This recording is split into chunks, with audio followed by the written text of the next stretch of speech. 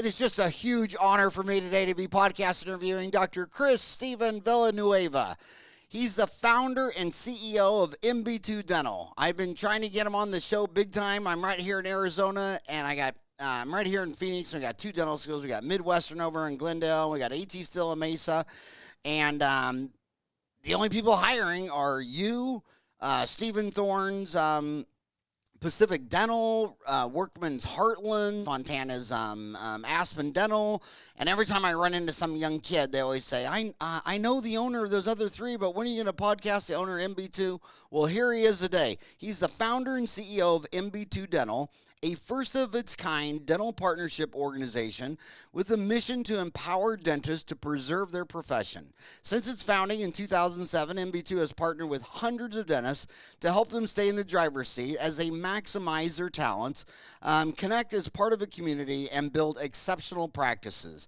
MB2 currently partners with over 230 practices in 17 states, and like I tell every old dentist my age, man, if you can't learn something from some dentist that owns 230 practices in 17 states, you need to get your ego checked at the door. It's just an honor to have you on the show today. And also what I like about you is in the DSO world, you do a lot of unique things. I mean, you purchase practices differently instead of buying the whole thing and saying you got to work for me for this amount of time, then leave. You just buy from what I've heard on Dental Town, you got some big fans on Dental Town. Who's your biggest fan on Dental Town? I'm thinking it's my gosh, who was oh my Phil, gosh, is Phil. Phil. I have a hard time saying his name. I think it's Zelmanow. Phil Zelmanow, like I say, you got a bunch of big fans, and you got a big Facebook group on. Some townie has a big Facebook group. Who's the townie that has a Facebook group? I believe Glenn Vo and Chris Hoffpair have Facebook groups. Glenn Vo? Both owners with us, yeah. Okay, so that's let me just find that real quick. Glenn Vo, GLE. Thrifty Dentist. Yeah, Thrifty Dentist. I've had him on the show. There he is. He's Nifty Thrifty Dentist, Denton Smiles. So Glenn Vo, he's a partner too? Yes. And who's the other one that has the Facebook group on Dental Town that loves you to death? I don't know if he's on Dental Town, but Doc Hoffpair is has his own group. It's how do you spell Hoffpair? The Business of Dentistry. So that's the name of the group. No, that was the name of my book. Back in 2000, BOD. How do you spell his name? Hoff what? HOFF? PAUIR, I PAU. believe. Let's see if Microsoft. Oh, there I got. Bill Gates finally did something right. So, he's in Texas too, and I podcast him. He was number 748. Yeah, 748. So my gosh, I joined at the same time. So is that right? Yeah. So basically, I want to talk. Well, first of all, the thing everybody wants to know about the most is, you're overlooking a couple of hundred dental offices, and out of nowhere, we got this pandemic on March, and everybody is debating how they should have adjusted for infection control, this and that. What I remembered from the HIV, because this is my second rodeo with the virus. Back in '87, it was so bizarre because it was the same things as here now. I remember when dentistry had to start wearing gloves. I can give you the names of dentists in Wichita, Kansas, says, yeah, if somebody comes in here and makes me wear a glove, they're ready to shoot them. I mean, they were not going to have the government tell them they had to wear gloves. Now you have people saying the same thing. The government's not going to tell me to wear a mask and all this stuff. But I noticed about everything we did for HIV, we still did it. We started wearing gloves. The cuspidor went away. Bottled water in the operatory instead of having a water line. And there were a lot of weird things. Like my staff was most upset that we couldn't wear shorts anymore. And here I am in 1987 trying to explain to two hygienists that have a 4-year degree. Well, how am I going to catch HIV from wearing shorts? And I'm like, I know the government. It is what it is. So, but how have you had to adjust now that you think 20 years from now, way beyond the pandemic, you'll still be doing in your 230 offices that you started because of the pandemic that's probably here to stay? Yeah, yeah. No, obviously we have unique challenges given our different geographies, right? We have practices in Alaska all the way to Florida, and keeping up with the different advice and regulation over the last few months has been challenging. It's a full-time job just to understand all the guidance that's being put out there. That's constantly changing, and so I feel like it's still to be determined what the long-lasting effects of the new infection control protocols are going to be. But like you said, I mean, things are going to change. They're going to change. People are going to get used to different ways of providing care and the cadence in which the patients come into the office. They're all going to be different, and I think that's going to be applicable not only in dentistry but healthcare as a whole. And so I still think that we're in the meat of it. There's still a lot of the story to be told here in the next few months, and how we weather this next season. But ultimately, there will be drastic changes, I feel, in the way we provide care and keep our patients healthy. Basically all these dentists had to shut down for 2 months. I had to shut down between St. Patrick's Day all the way to Cinco de Mayo. My two favorite drinking days, I had to close in between my two favorite drinking days. And then it's come back, and the ADA statistics are saying we're cruising at about 71% of pre-pandemic. Some people say they're back to full norm. For your entire sample size of 230, are you back to pre-pandemic? Where are you at now? So we're actually above 100% for the last 15 weeks. So we obviously monitor it week by week. There are specific markets that have downturns, whether it's related to COVID increases or weather, for that matter, because we have a lot of offices in kind of the South. But net, I mean, we're well above 100% for the last 15 weeks, which is something we're really proud of. Really, it's a function of our ability to not worry about supplies and equipment, quite frankly. I mean, as a large group, we're able to get the required PPE to the providers, and they can simply focus on the patient care. And so that's been a testament to our structure and our organization. Well, Rick Workman is the CEO of Heartland Dental. He says they're back up to 100%. And then Rick Kirschner, he's got 300 Comfort Dentals. He's back over 100%. Why do you? So it's obviously an operations and logistics issue. If the Ricks, Comfort Dental and Heartland and Chris or Dr. V at MB2, if you guys are all back over 100% for 15 weeks, and with a big sample size spread out all over the United States, it looks like getting back to pandemic level is an issue of operational logistics, not how do you find the MB2. By the way, how did you get that name MB2? Nobody can find the MB2, and you have to go name your company after the biggest heartache in all of endodontics is the MB2. Well, it's funny. We were all sitting around after a company dinner, and this was many years ago, and we just thought it would be funny because our company doesn't really face patients. It was kind of an inside joke amongst peers, and we're like, it was between MB2 or like Carabelli Dental or Falcon Cusp Dental, or we just came with a bunch of silly names, and it kind of stuck. Falcon Cusp? We're throwing a lot out there, Howard. That is funny. Cusp of Carabelli, MB2, Cusp of Carabelli, or the Falcon Cusp. You'll have to explain what that one is. Yeah, no, for us it was Talent Cusp. Oh, Talent Cusp, okay. And so for us, it was kind of an inside joke. We just knew that dentists would understand it. And if you actually look at our logo, it's actually a highly stylized access orifice when you go to MB1 and MB2. And so, oh my gosh, now I'm going to have to look at it. So if I look at your logo, I'm looking at it now. Yeah, it's like an access orifice you're looking down into. Oh, wow. I never even saw that. And that is really the best way to find the MB2 because, the reason when I start a root canal, I always do the final restoration first because, if you got all these cusp and valleys, your measurements are this is 18, this is 20, this is 19, but you prepare it for the crown, the final restoration.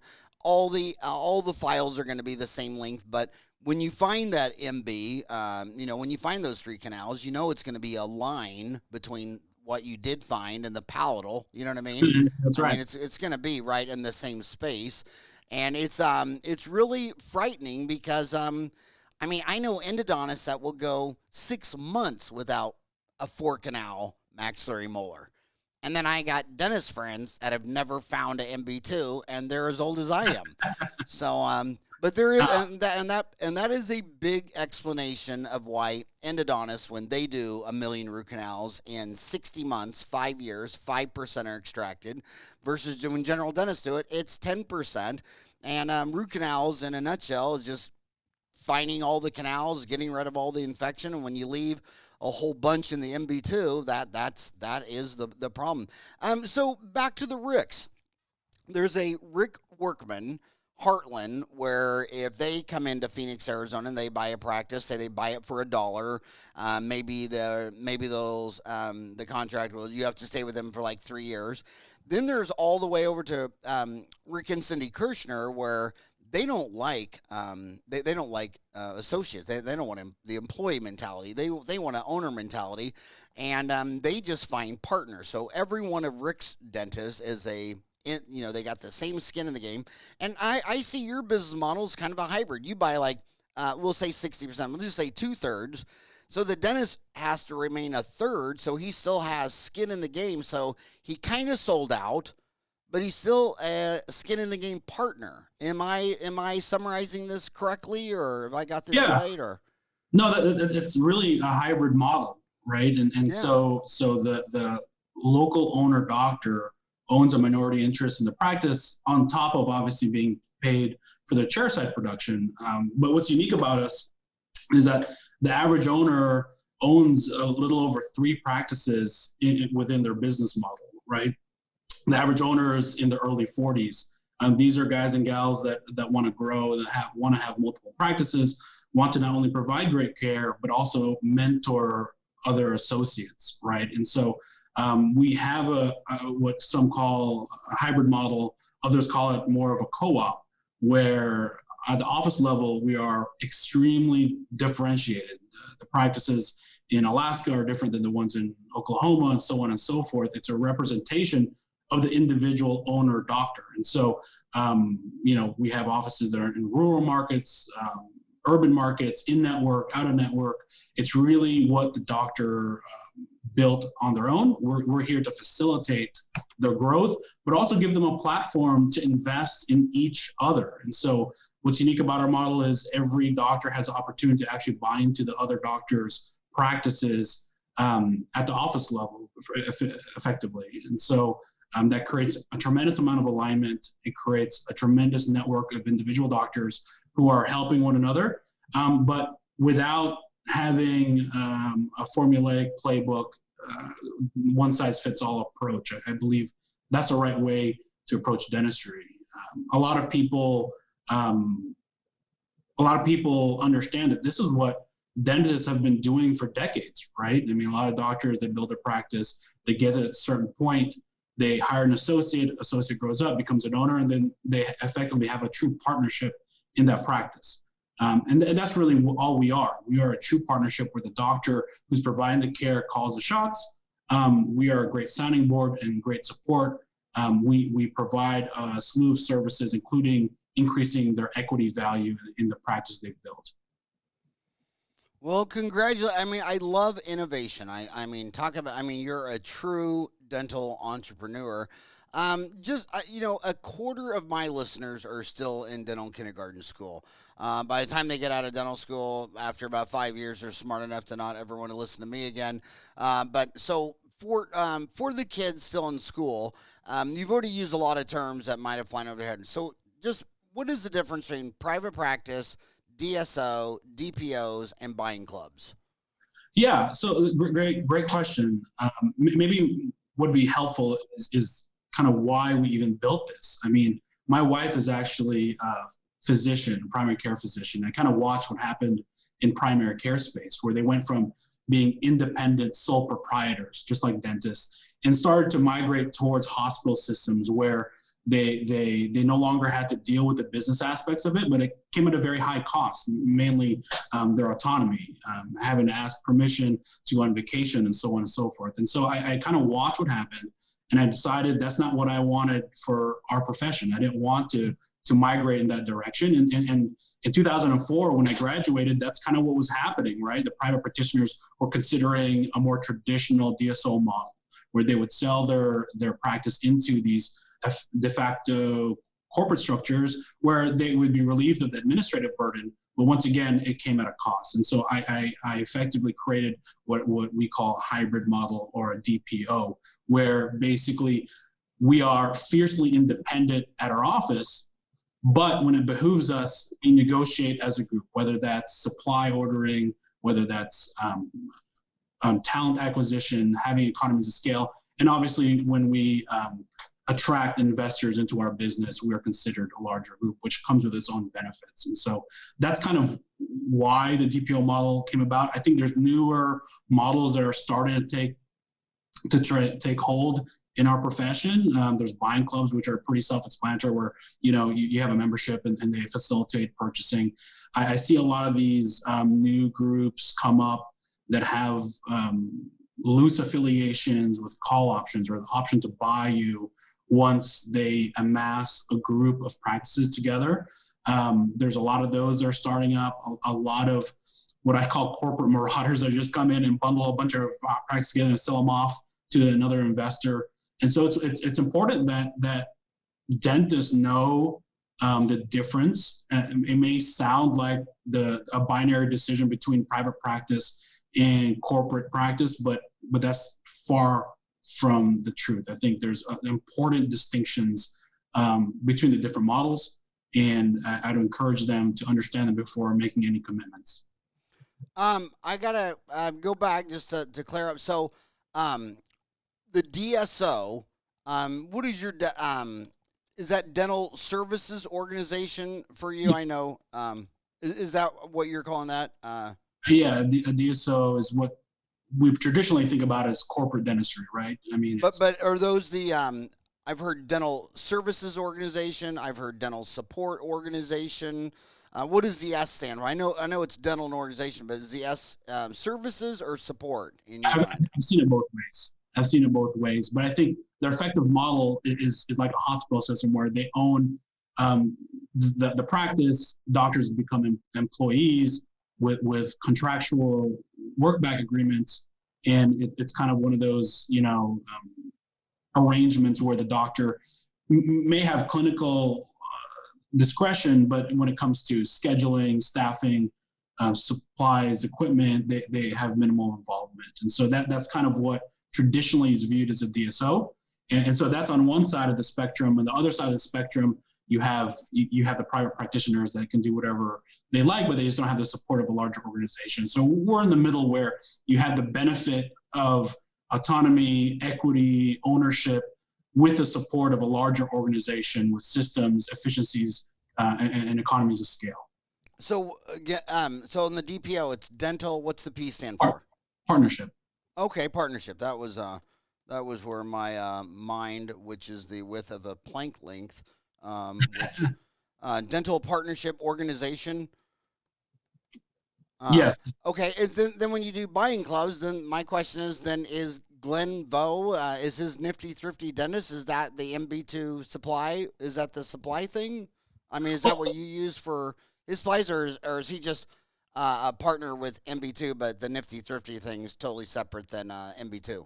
Yeah, he has his own membership, and he's just found a way to give some efficiencies to private practitioners. He's had that for many years, and he just recently joined us. So if he was to bring a great deal to the organization, I would put it in front of all the 165 owners, 400 doctors, and say, hey, if this works for you, you guys are up for it. But we don't force any provider to use any supply or material per se. It's on them.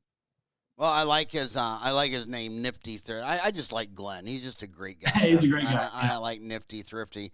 But since we're talking about supplies, what should supplies be in a dental office? I mean, in fact, will you just go through the numbers of, I mean, you're coaching 230 dental offices. What are you trying to coach them in terms of what should be their labor, their lab, their supplies, their general cost, Yeah, so and general interesting. profitability? That's a great question. I feel like there's just a huge variance in the type of practices that we support. I mean, we have a practice that does 10 million in network revenue in Colorado, and they're a huge practice. And we have practices that do a little over 1 million, and obviously the metrics change.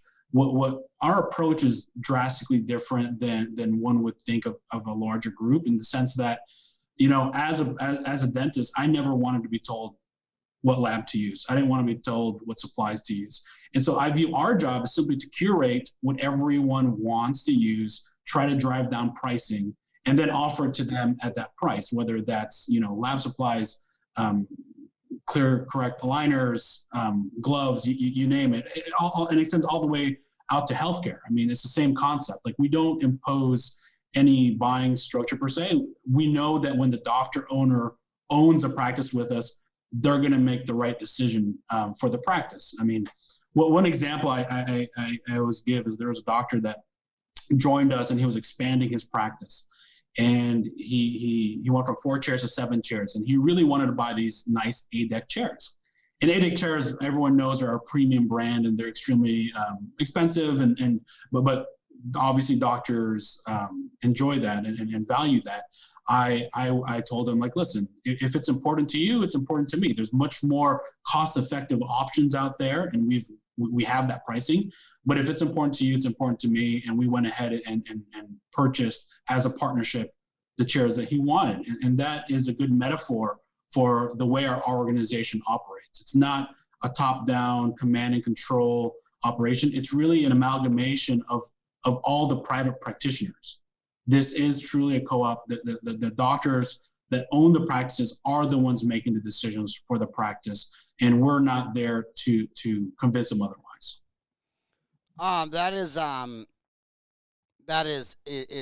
It's so true. I mean, when I talk, okay, so when a kid's 5 years out of school, it seems like they've had 5 jobs. I mean, it seems like, that they do. I mean, they always say, Yeah. well, I don't think opening, I graduated May 11. I had my own office open by September 11. And then Black Monday was in October. I mean, you just couldn't have made it worse. So I totally understand the kid coming out of a pandemic. But when a lot of them say, well, I'm just going to go work for Aspen, and I'm just going to be an associate and blah, blah. But they don't ever seem to be happy, because if they've been out 5 years, they've had 5 different jobs. And a lot of them end up. Now, I know the DSOs, obviously, in Arizona, it's ground zero for DSOs, because your dental license from anywhere is good in Arizona. And so specialists, endodontists, oral surgeons, everybody's flocking Arizona. 18.6% of the dentists in Arizona work for DSOs. And so some of them, I mean, I have friends that have stayed with Thorne for, God, 10, 15, 20 years. I mean, so they're keeping some, but when they have the turnover, it's always the same things. It's always, they made me use this lab, and I hated this lab, and it was so frustrating to try my hardest, and they give me this crappy crown from for $70, and they hated that. But the biggest thing that they actually tell me, that just it's always the last straw, is they were, they're kids. They were stressed out. They had a hard time sleeping last night because today they had to do a molar endo. And then you have to name an MB2 to give them, take their bad dream into a full-fledged nightmare. And then they get there, and they're overwhelmed, and their assistant is no longer there. The assistant turnover. And I've had more than my share of associates tell me, when they gave me my 3rd different dental assistant in 3 months on the day of my big procedure, I just quit. And so staff turnover, not using your own lab, things like that. And then with supplies, it's the same thing. I couldn't believe it when I started Hygiene Town. I started Hygiene Town because hygienists are very different than dentists. And I never backseat drove my hygienist with supplies. Like, I mean, I couldn't imagine a hygienist come up to me and they'd say, well, should I get this paste, or should I? It's like, you got a 4-year degree. You're a nurse in a hospital. I'm not going to backseat drive my hygienist, and I think that's why my hygienists have been with me for Yeah. decades, because I don't do that. So, but labor, well, when we look at overhead, if you go back far enough, insurance used to be they just agreed to pay a percent of my fee. They'd agree to pay 100% for a clean exam and x-ray, 80% of fillings and root canals, half of crowns, dentures, partials. And then about 10 years out of graduation, they started saying, no, we're going to do it differently. We're going to give you the fee. Well, the difference between the fee I was charging and the fee that all the PPOs, and by the way, anybody who sets your fee, so many dentists tell me they don't do any PPOs. And I say, really? You don't take Delta? And they go, oh, well, I take Delta. And well, didn't Delta give you a fee schedule? And they're like, yeah. And it's okay, so that's a PPO, someone else setting your fees. And I think the dentist charges $1,000 for a crown, but he signed up on this insurance that give him $650. So immediately 35% of their overhead is an adjusted fee by signing up for an insurance plan, which is basically a volume discount. You're saying, okay, you charge $1,000 for a crown, but sign up with us, we're going to give you a bunch of patients. So the volume discount is that. So the number one fee is the adjusted fee production between your fee and the insurance. But second is labor. I mean, labor. And a lot of people, I've seen this. How many times have I seen this where labor was 25% and overhead was 60%.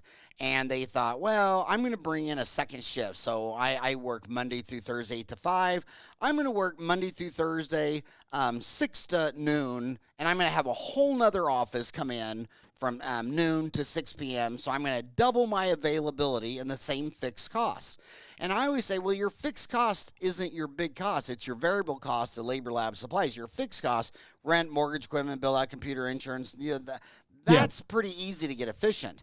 But where it's really hard to get efficient is with labor. And I've seen them double their utilization of their fixed cost, but their labor slipped up from like 25% to 29% to 30%. Their overhead went from 60 to 65 to 68 to 70.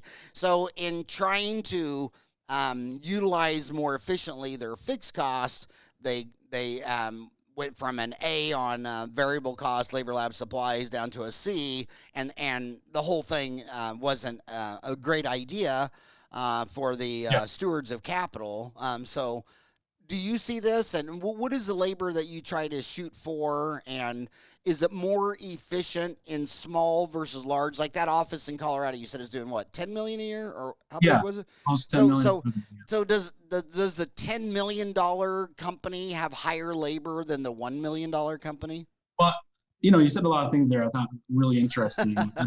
From a labor standpoint, the hope is that once you have your leadership in place, which are the higher dollar variable costs, that you can scale accordingly, right? I think that's the philosophy. That's actually applicable to MB2 support network, right? We have the leadership, and then every time we add support, it's less than a dollar for dollar addition. And so, yes, we do see that, but if you don't know how to execute it properly, that's when you get what you see today, where doctors are just over hiring or don't have the capacity to do partial hiring, right? Which is unique within our model, is that maybe you don't need another 4-day-a-week employee. Maybe you just need it 1 or 2 days, and then we can now distribute their other labor amongst other practices so that it runs more efficiently and scales more gradually. What I will say is that unlike other large groups that have targets and try to manipulate the staffing metrics, we view practices kind of like playing golf, man. It's like as is, where is. We don't like to mess around with staffing metrics. Everyone has their comfort level and number of front desk and back end support. We like to keep it as is. And so when people partner with us, there isn't a drastic change in their staffing metrics. And so we really value it off what they currently own. What you said earlier was fascinating to me about what I used to do presentations at dental schools about the natural life cycle of a dentist. And it's exactly what you said. We would graduate, we'd work at a few corporate outfits for a couple of years, and we all knew going in there that we're just gonna get our bearings and then open up our own practice. And then they go off and then they build their own practice. They get the intestinal fortitude to take that risk, right? And so what I figured out early on in my career was like, man, we're investing a tremendous amount of energy and effort training our associates, right? And then just for them to leave and start their own business, even though it's amicable, doesn't sound like a good strategy. So that's where the partnership came in. So interesting statistic is 46% of all our owners used to be associates within the group. And so if you like the Say that again, 45%? 46% of all the owners, 165 owners, I guess, 165 owners used to be associates within a practice within our network. And so they've had a long time to basically interview us, see how we help facilitate the practice. We've had an opportunity to interview them through the owner doctor of the practice.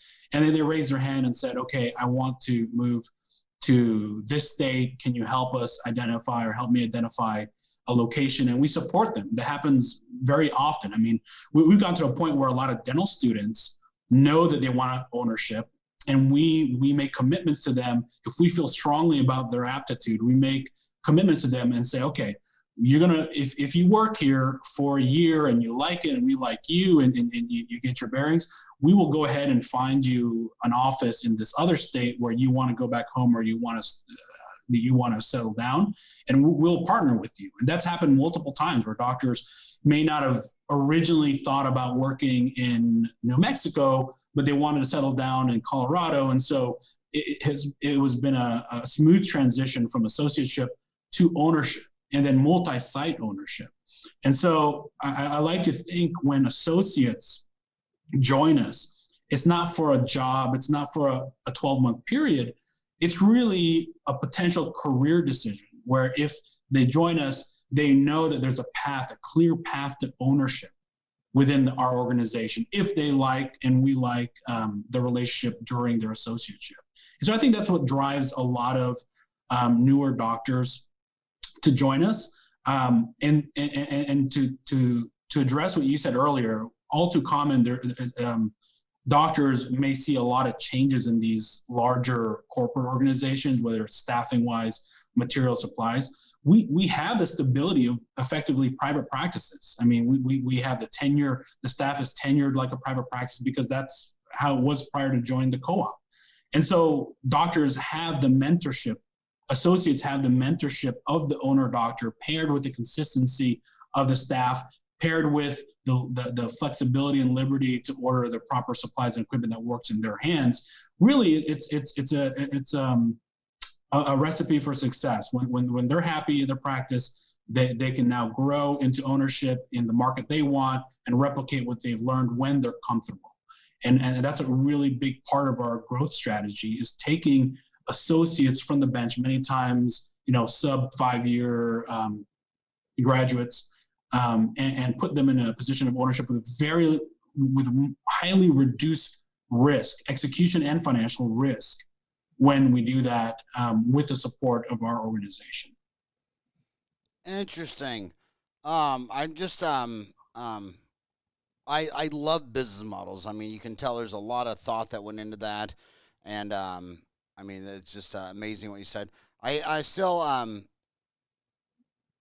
so I want to go to when you said that, with labor, that, if I only need you 2 days a week here, if you're part of an organization that's got a couple hundred offices, you could work 2 days a week here and 2 days a week there. I'm seeing this, and I just wanted to see what your opinion is of what I'm seeing. Obviously, it's difficult hiring some kid out of school because they've only done a few of everything. And they come into a dental office, and the DSOs have the best data. And a lot of the kingpins of the DSOs are very transparent and very helpful to me and the solo practitioner. But they'll say, okay, this kid will come in and he'll do 10 molar root canals, and he'll work for us for a year. Then he'll go on and he'll go work somewhere else. And then a lot of these fail, and we have to send them to an endodontist and have them redone. implants are the disaster. I mean, if you come in to and work here, and I send you to some implant training facility, and you work for me for 2 years, and you place your first 10 implants. Well, let's just say you place 5. If one of them fails, and I got to send it over to a periodontist and have the whole thing redone, to pay that periodontist to redo the whole thing took the profits of the other 4. So you have 4 successful implants. Say the owners of capital made 15% net on each one. That they lost all their profit redoing the one. So I've seen this big trend to where a lot of group practices, and we should talk about group practices, because when you talk about DSOs, the majority of DSOs technically are just group practices in 2 or 3 locations. Very, very few DSOs are like where you're at with a couple hundred locations in multiple states. But what they're doing, these DSOs, saying, from now on, we're only going to have the endodontist do the molar root canals, and we're going to only have periodontist place the implants. And it's kind of a great insurance decision, because the insurance companies pay an endodontist more money to do a molar root canal than a general dentist. And then the downside, if this thing fails, when an endodontist fails, he's just like, hey, I'm an endodontist. I did it. It failed. The boards stay away from you. The attorneys stay away from you. But whenever a general dentist does something that fails, you always got some attorney or some board guy thinking, well, maybe Howard shouldn't have done it. Maybe he should have sent it over to an endodontist. So are you seeing that trend? I mean, you're here in Arizona. Do you see going forward trying to have endodontists do all the molars and periodontists place all the implants, just because the insurance companies are going to give you higher reimbursement? The downside is pretty much eliminated because you're a specialist. Is that where the trends are going? Yeah, no, and you hit the nail on the head. When you look at it statistically, there's decisions to be made by an organization of size. What I would say is, once again, we're drastically different. Like, I do not like making global decisions for the business when it pertains to clinical care, because there's some great GPs that provide phenomenal care. I'm seeing a rise of GPs that limit their practice to oral surgery, for example, and they're phenomenal at it, and they have the training to do it. And I would hate to be the guy that tells them, I don't want you to do that. I want the oral surgeons to do that, or the periodontists to do that. I think that's too much of a generalization. And really, it comes down to the individual offices and their training and their competency. It always surprises people when I tell them we don't have a clinical arm to our DPO. Like, there is no clinical czar or a group of clinical czars judging people's work. I mean, it truly is a group of private practitioners that are grown men and women that are providing great care, and we definitely have a standard deviation from what we believe is good clinical care, and that kind of self-regulates. I mean, the individuals who limit their practice to implants or to oral surgery are going to be monitored by their peers. And that's the way we like to approach it, not from a financial standpoint, but really from a clinical delivery standpoint. Like, I want the doctors to be in control of how they're treating their patients and their competency, and be in charge of their CEs, and be in charge of their supplies and equipment. I think that, large strategic edicts from kind of a corporate standpoint could really be detrimental to the morale of an organization. Like, I don't want to be the ones telling people that, I've seen financial decisions come down from corporate groups on staffing metrics, on who's doing the procedures, or often. I think doctors are smart enough to figure out what they need and what they're capable of doing. We have, for example, we have practices that are specialty practices that only do that are board certified orthodontists. That's their business. They join the group and they get efficiencies and economies of scale. And then I have GP practices that say, okay, I don't want to refer out all my ortho. I'd like an orthodontist to come once a week, and that's great. In private practice, that'd be very difficult to hire an orthodontist to come once a week, right? I mean, what commitments does he have the other 4 days or 3 days? And so that's where our model shines once again, where that orthodontist has a full schedule amongst 5 practices. They're able to go to the practices and provide the care that the owner doctor wants. But once again, with the flexibility of the owner doctor saying, you know what, I took the straight wire course, or I feel confident in providing that care, or just Invisalign, or whatever it may be, they can make the decision for their practice. That's not something that we make a decision for them. Well, that was so obviously brilliant. I mean, it's always been think global, act local, and you just perfectly summarized that. And that really distance. I'm always amazed when I'm reading anthropology, psychology, business, how distance is the major variable. I mean, distance is going to determine your spouse, your language, your religion. I mean, if you were born, I tell my oldest sister, who's a Catholic nun, I said, okay, but just remember every day that if you were been born in Riyadh, Saudi Arabia, you'd be Muslim. So just don't, never forget that. When guys tell me, they introduce their wife, oh my God, this is the love of my life. It's like, okay, but you both were born in the same town of 5,000 and went to the same high school that had 300. And the reason free enterprise democracy always outdid centrally planning Soviet Union is when Moscow was determining what to plant and when to harvest, they were net importers of wheat. And then in the United States, where the government's like, we're not going to tell you what to plant. You're the one who decides what to plant. And we were a net wheat exporter. I mean, so the person, but I think my favorite line is think globally, act locally, and panic internally. So if you're the one who decides that you're going to do that MB2 and you're going to do the root canal, that's great. Dr. V's not going to tell you what to do. You decided you're going to do that molar root canal. Now you can panic internally, think globally, act locally, and panic internally until you find the damn MB2. And then I just want to say, so would you say your take all insurances? That's always going to be a question. Do you take all insurance? Well, going back to I think you'll see a common thread here. I mean, insurance and what they take is really dependent on the geography. I mean, we run a report and we use data to advise doctors, okay, in your market, these are the insurance rates, these are the carriers that we've negotiated pricing with. It's up to you if you want to take this insurance or not. In some cases, they say yes. In some cases, they say no. In some cases, we use data to run studies on what they're currently taking, and then they end up dropping off the insurance plan when they realize what it is. But I think that's the biggest challenge when it comes to insurance and being in or out of network, is that it's really difficult to extract the data and make good data-driven decisions as a private practitioner.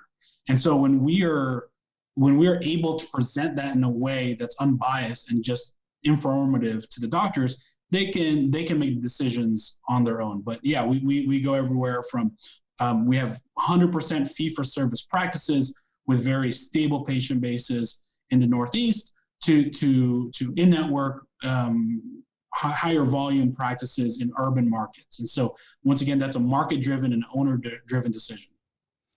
So, well, that's the next question. Heartland, if they bought my dental office, Today's Dental in Phoenix, it'd still be Today's Dental in Phoenix. Aspen, when they build an office, they all look the same. It's kind of like a McDonald's or a Wendy's, or they have a franchise look. Where are you at? If you bought my Today's Dental, would it be called MB2 Dental? Would it still be Today's Dental? What is your branding? Oh, no. And I want to give one other example of that. The biggest example in the United States is Kroger. When Kroger buys a grocery store chain, like in Kansas, when they bought Dillon's, it's still called Dillon's. When I moved to Arizona, after going to several different grocery stores, when I walked into Fry's, I thought, damn, I'm home. What is it about Fry's? And then I figured out a couple weeks later, oh, it's owned by Kroger.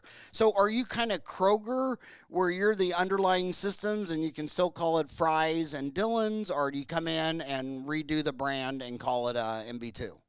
No, we don't redo the brand. What's funny is people think that we buy dental offices, and we don't buy dental offices. What I do is I back doctors. And so if a doctor has a brand, a local brand with brand recognition, we keep it. I mean, that's really the best strategy. I think healthcare is a local initiative. I think dentistry in particular is a local initiative.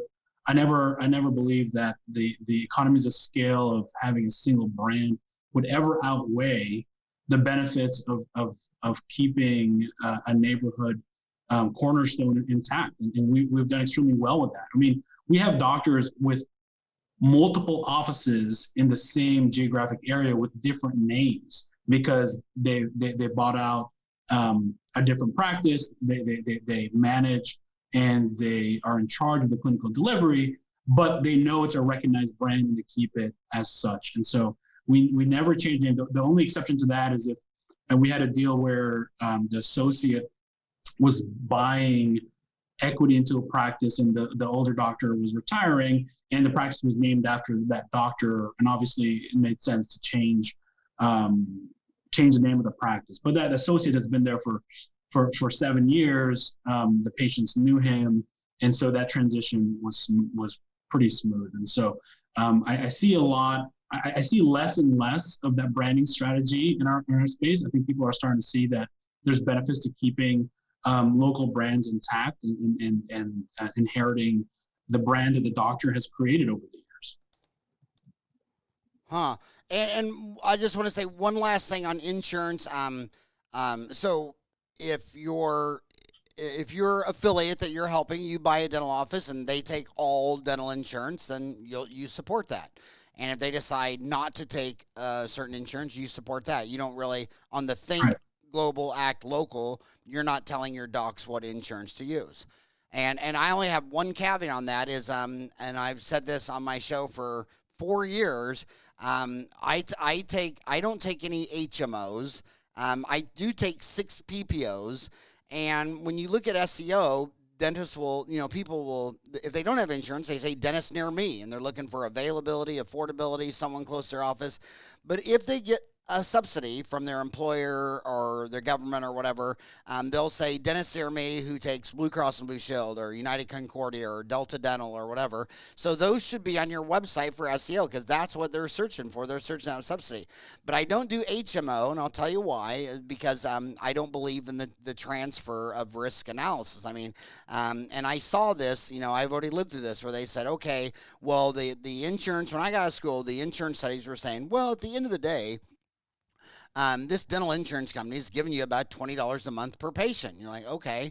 And then they say, okay, well, we know incentives matter. People chase incentives. So if we just, cover some, you might do crowns instead of MOD amalgams. You might retreat a root canal instead of an extraction. And we want you to have skin in the game. So we're just going to transfer you the money. And then you'll get the same, whether you do a crown or an MOD or retreat a failing root canal or extract, and all be the same. And I thought, well, that's pretty interesting. And then you look at the math, but they reduced the $20 a month down to $6. And it's like, oh, I thought we were talking philosophy of chasing incentives, but you just cut the fee. If they would have done that and kept the even Steven money, it would have been a very interesting thing to watch. How did that affect the difference between the amount of MODs and crowns?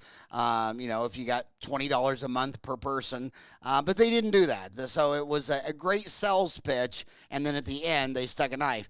And then the other thing I want to say is taking Medicaid. If I have a dispute with Blue Cross or Blue Shield or Delta or whatever, it's a civil dispute. And even if we went to court, it'd be a civil court thing. But whenever you deal with Medicaid, if they have any billing issue or whatever, they're going to address it with a sledgehammer and a prison and take all your money. I had a very good friend whose wife was adorable. And gosh, I loved her to death. And she screwed up all the billing. And he got the best attorney in Missouri, and the best attorney said, all I can do for you is if you plead guilty, you'll do 7 years in jail. So they had to move to Mexico City, where they lived out the rest of their life. And the dentist just died, I think, about last year, Thanksgiving. But it's like, the government is the mob. And if I'm doing business with Kroger or Walmart, it's civil. But when you do business with a mob and something goes wrong, they'll kill you.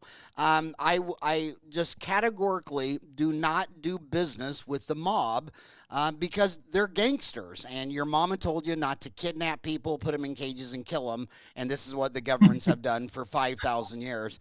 So, and then the best summary is just know your numbers. And so then the next thing I want to ask you is to run 200 dental offices, you got to have a great management information system.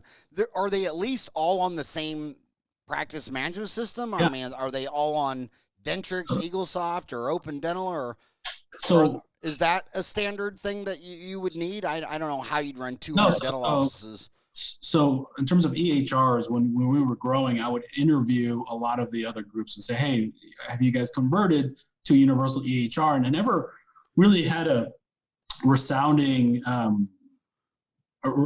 yes to any of those questions. Everyone had their problems with their enterprise products. And so what we did you're was saying EHR and EHR standing for electronic health records. Okay. There's systems, right?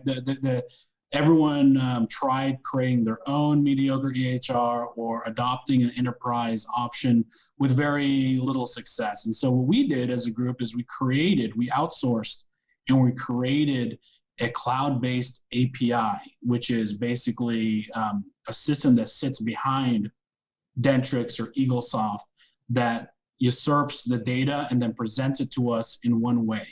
And so, we have the majority of our practices are in Dentrix, the second leading being EagleSoft. The orthodontists have their own system, so on and so forth. When we partner with a practice, that means we don't have to disrupt the business. I mean, if you ever enter a mature practice where they've been using EagleSoft for 20 years, and then you tell them, hey, you guys have to change to Dentrix, it'll be catastrophic. I mean, the staff not only will dislike you because it's more work on them, but the efficiencies are reduced. And so the elegant solution that we found was creating a cloud-based system that basically takes the relevant data points from each system and then presents it to us in real time, right? And so it doesn't matter if you're on Dentrix or EagleSoft, we get the data we need in order to create dashboards that will be helpful to the provider. And that goes for operations, KPIs, marketing, and it's constantly evolving where the doctors are asking for more data in marketing, for example, and then we develop, we outsource, but we help guide development of the request to add on to our system. And so the answer is yes or no. No, we don't have the same system at every office, but yes, in the sense that we use the same dashboard for every practice in real time. Wow, so you bought that or you created it yourself? We created it. We negotiated with a developer and said, this is what we do on spreadsheets. Go make it for us in a program in real time. And we will then subscribe per location to that product. And so was it an already existing dental practice management software company, or is it totally no totally they've never done it before, but I'll plug them now. I mean, Mesa 6 with Jarvis Analytics has a product. What say it again? Mesa 6? Mesa 6, yeah. How do you spell that? MESASIX, I believe. MESASIX? Yes. Mesa 6. What else? What's it called? Jarvis is the name of the program. Jarvis. Jarvis is the name of the program that we help create. Now they have different variants now that they're offering it to other providers, but we were the original kind of brainchild behind developing that program. I will say for those of you who see video, I'm a big comic book nerd over here. And that's why our logo is red and yellow, because I'm an Iron Man fan. And Jarvis was the name we used for our platform because that's a nod to the comic book. They just inherited that from us. And so obviously we don't, just full disclosure, we don't own any of it.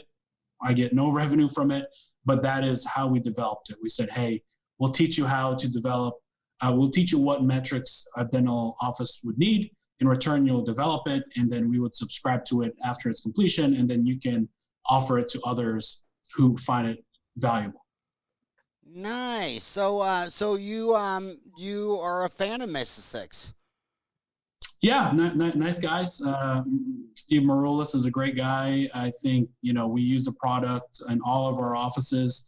And once again, if you don't want to have the capital outlay to build your own system, which is extremely expensive, this was just an elegant solution where, it's a subscription-based solution so that it keeps everyone honest. If you don't like it and you find a better system, you can jump off of it and try a different enterprise system if you'd like.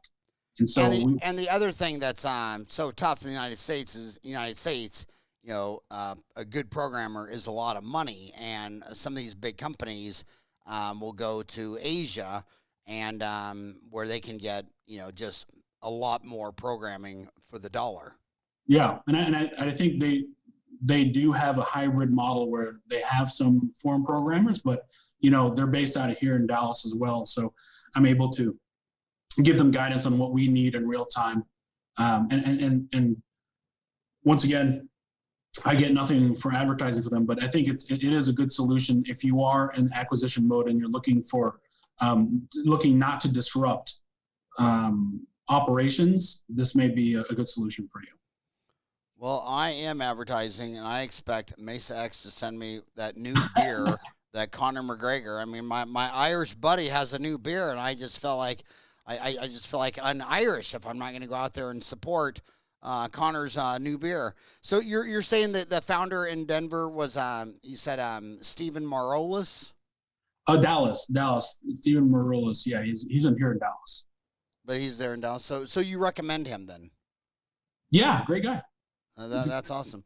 Well, is he going to be in the market for this dental product for other dentists?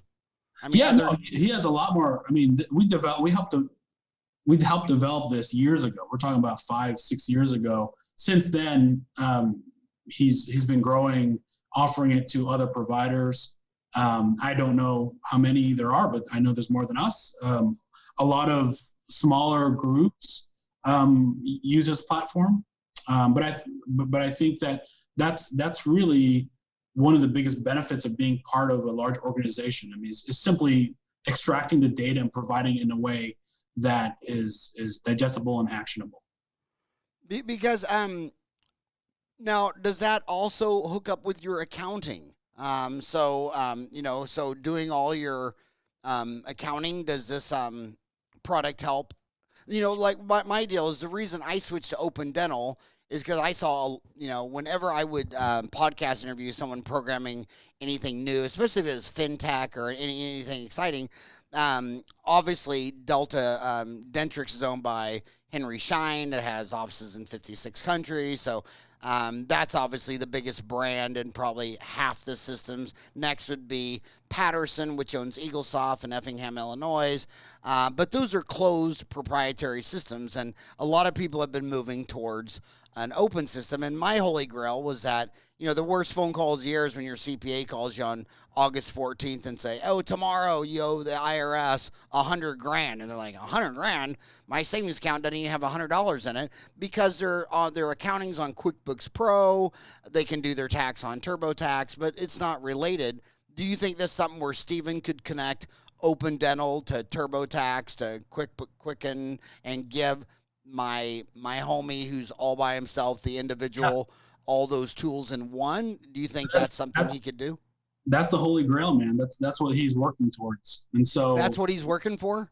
That's ultimately where it's working towards is to have a single platform. We obviously are a lot more complicated than a sole provider. And so we still have to use very robust accounting software for our books, but an individual provider is much more realistic to have a single program. And I know that's on the docket for his company to try to create a one-stop solution. But yeah, I think that's a pain point for many private practitioners. Well, tell him, hook me up. Tell him I want him to come on. Tell him to come on the show.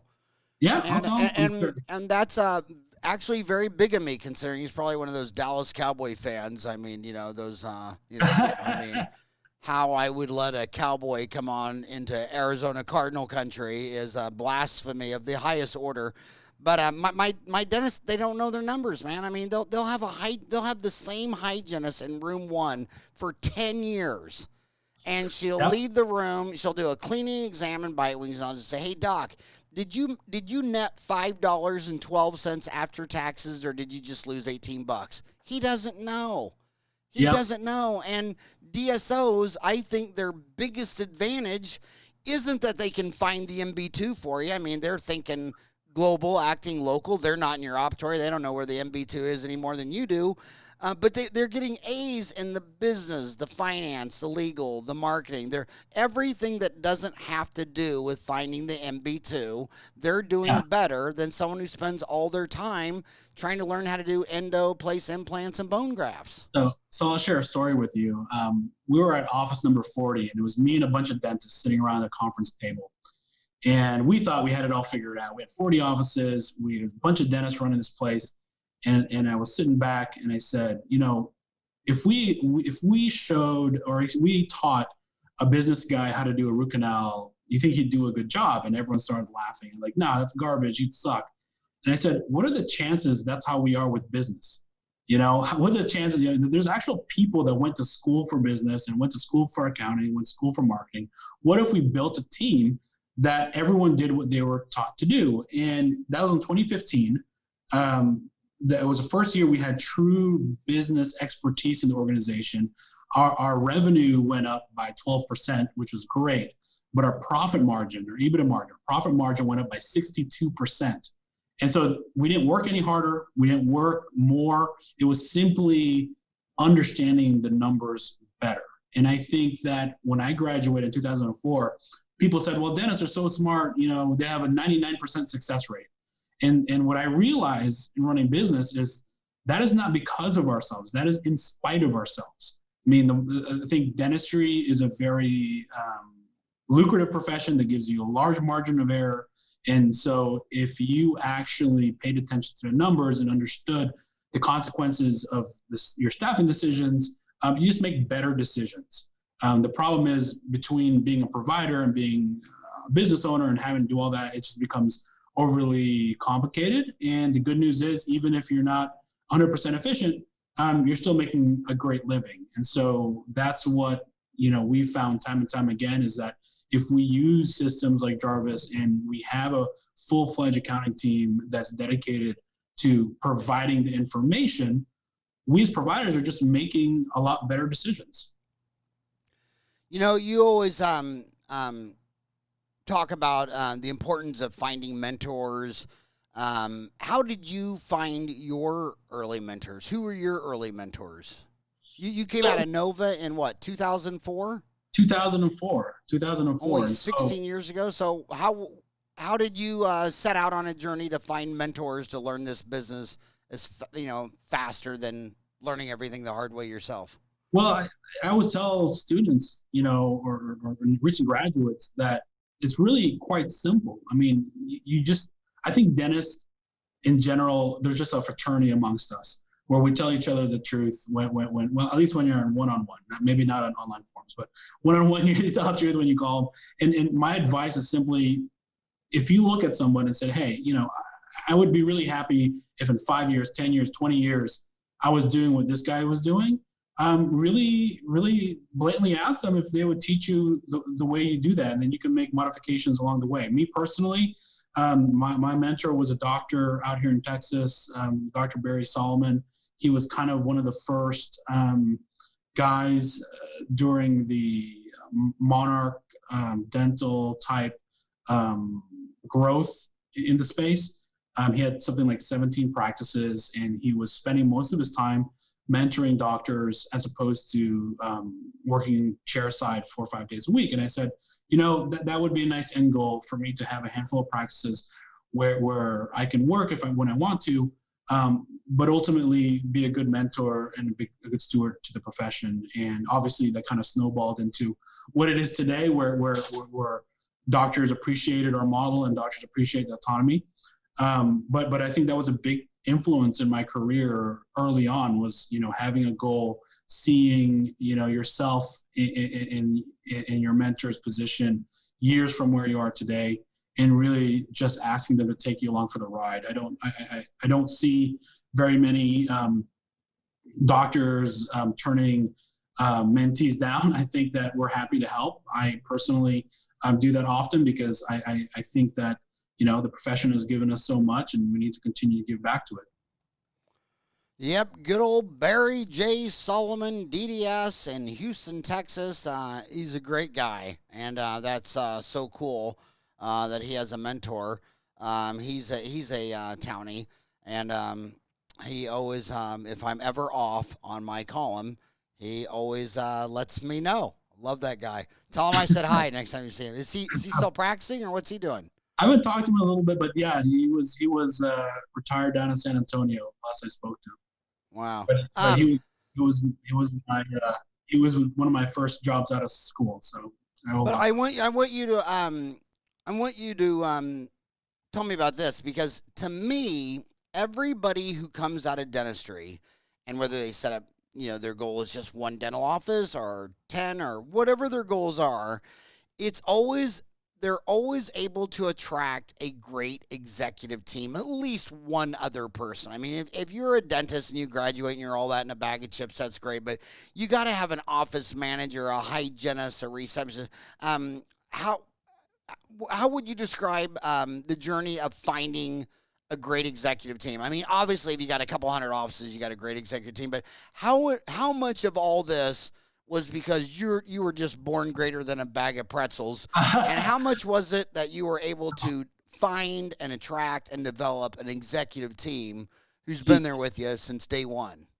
No, it's extremely difficult, and I truly give all the credit to my team. I mean, I always joke that my biggest preparation to be the CEO and founder was simply that I was the social chair of my dental fraternity, right? I just got along with dentists.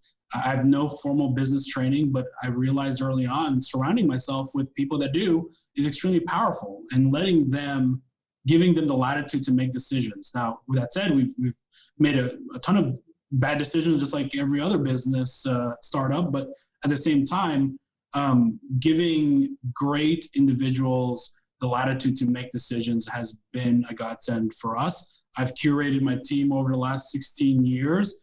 We've been very blessed in being able to attract great talent, something that actually is more difficult for a single provider. I mean, just based on the fact that we can't afford those type of individuals as a sole proprietor. And yes, there's consultants, et cetera, to bridge the gap. But when an executive performs at that level, it's hard to beat. And so I've had a very stable team for many years now. The most difficult part, I would say, of scaling a business is acquiring the right talent. I think once I have the model, once people understand the program, you need people to actually go out there and execute on it that represent you and your vision. And I think that if you spend most of your time making sure that those surrogates are good representations of yourself, you'll save yourself a lot of headache down the line. And so, it's just a grind and trial and error. And then once you find that person, make sure you treat them right. Don't take them for granted, and make sure they feel that they are making the decisions and part of the team. I view my job as CEO more along the lines of taking care of my subordinates, making sure that my executive team is getting what they want and making sure they're happy so that they can continue to grow this organization with me. And I think that's the right approach, whether it's in private practice or in a larger setting like I'm in. Tell me if this is true or false, because the one thing I've noticed is the greatest CEOs would rather have bad information than good. I mean, if I'm paying a bunch of people and they all tell me every day how great I am, I mean, I call that the Saddam Hussein syndrome, because if anybody told Saddam anything he didn't want to hear, he just killed him. So of course his generals were telling him the night before the big war that he was going to win. And you see these dentists, well, they'll have a staff meeting for an hour and they just lecture for an hour like they're at their local study club. And if you disagree with them, they get mad, they get angry. I think the reason I've been able to keep so many people, I mean, like Lori, I mean, I couldn't imagine doing this without Lori and Stacy and Marcy and Ken and Dawn and Brandy and Jamie. I mean, these are all people, Tom Giacobbe, Howard Goldstein. These are people who have been with me for decades, and they can always tell me the worst damn news, and because that's where you need to be. And so many dentists, if they do a staff meeting, they say, okay, I remember, I'll give you an example. I remember when CEREC came out, and I'm so damn old, we're talking CEREC 1. I bought the CEREC 1, which is actually, I think I could make better temporaries with acrylic than the CEREC 1. But, as Intel made chips bigger, CEREC 2 was better, CEREC 3. Then eventually it was, it just was amazing. But I remember the first time telling my staff that I was going to buy this CEREC 1 and the price of it. And oh my God, they just let into me. They go, you are such a hick from Wichita, Kansas. Our bathroom looks, the bathroom at Walmart looks better than our bathroom. And this thing is 7 years old and we need to take that money and remodel and blah, blah, blah, blah, blah. And then I realized at the end of the meeting that the only way I was going to get my CEREC is I had to pay for a remodel and a CEREC. And because the option was I couldn't sit there and say, well, I'm right and you're always wrong. That's not how you keep people for 20, 30 years. You need to be bad information. Do you or how do you handle the bad news coming from people you're paying on your executive team? Yeah, I mean, that's extremely, extremely important what you just said. And I think it's relevant once again to private practitioners. For me, listen, I have a 2-hour meeting on Monday and it's all hands on deck and we talk about the current state. There's a lot of decisions to be made, but I tend to manage through more of a democracy than probably a lot of CEOs. I listen to the pros and cons, and when I make a decision, I don't just make it. I explain to them why I made the decision. I explain to them why there's some difficult decisions that may not be so obvious to them. Here's a good example. There was a practitioner here in North Dallas that was doing $4.5 million in revenue, all fee for service, been there for 25 years, a steward of the community. By any measure, this would be a great practice to partner with, right? A great practice for a DSO, for a private practitioner, whatever it may be.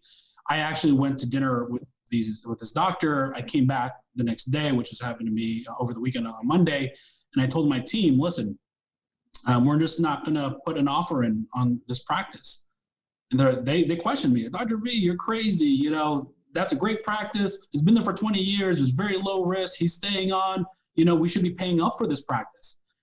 And I told them, I said, all I know was when I was full-time in private practice, if I was booked out, when I was booked out 4 or 5 months, couldn't get another soul in my chair, and a patient came in, and the patient presented themselves and they had a $20,000 case.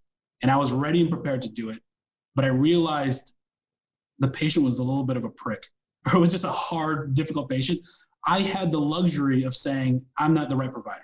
I'm not the right one for you. Maybe there's someone else. And having the intestinal fortitude to say that. And I feel the same theory applies to a growing business like ours. I'm like, I don't need to be the biggest. I just want to be the best. And I want to be surrounded by good people. And I don't have time to be dealing with drama. And I think that's a good metaphor for our organization. Like, I don't just say, no, we're not going to do it, take it or leave it. I explain to them so that they can then, when they're on their own, when I'm not in front of them, they can espouse the same values to their subordinates, right? And I think that is a good strategy for anyone in a leadership position. It's not just to make a decision and take it as gospel, but take the feedback and earn their respect by explaining your decisions, even though they will follow you if you don't explain it, right? And that's what I tell the team. Like, don't ever take people's loyalties for granted. Even if they don't ask for an explanation,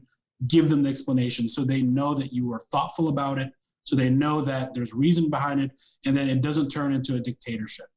So I think balance of power is huge. I think, making sure there's checks and balances is huge. Making sure that the doctor out in the clinical level has the right to veto you and you veto them. I mean, I think that's a very delicate balance, but that is when executed properly is extremely powerful.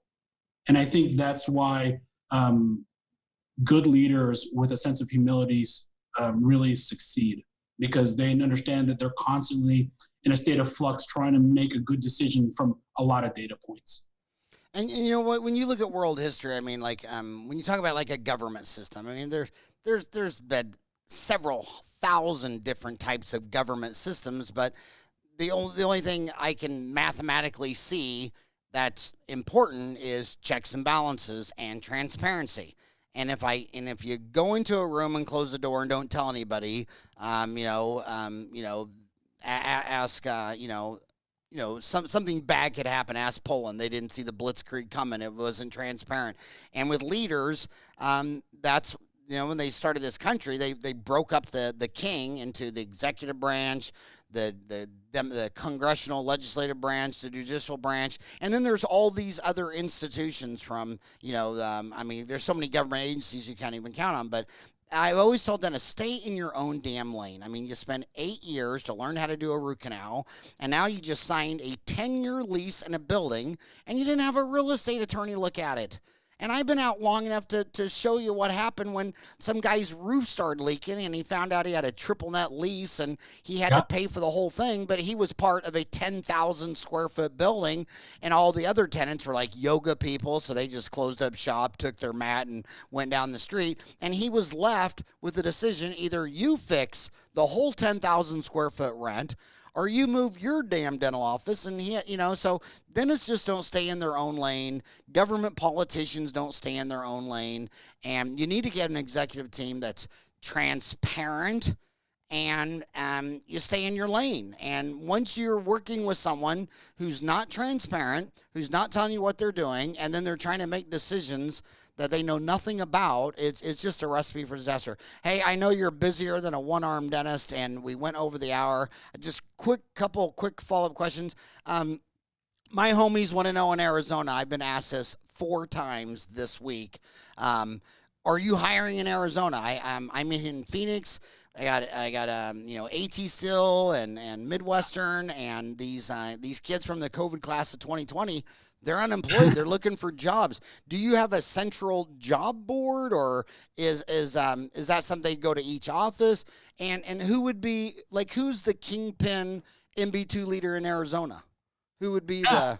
So we've grown tremendously in Arizona. Last year we started with 0, and we're up to 30 plus locations now with partners in every location. And so I think it's difficult to identify a kingpin because it's 30 individual practice owners that have joined the co-op.